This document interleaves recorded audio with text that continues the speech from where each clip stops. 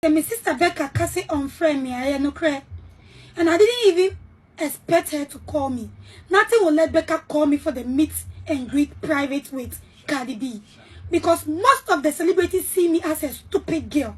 So nothing will click their mind to call a foolish girl like Polo to come and be with them with an international, prophetic, successful Cardi B.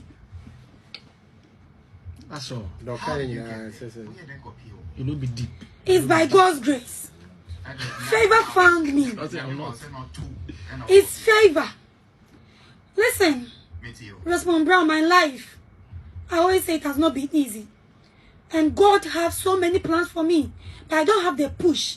Because everyone pulled back. Don't want to get me close to them.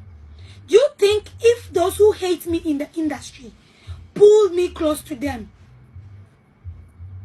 will I even get a chance to see Cardi B? Because it's not all of the celebrities that was called to go and see Cardi B. It's like automatically Cardi B has injected me with her English. So my blood is soaked in her blood.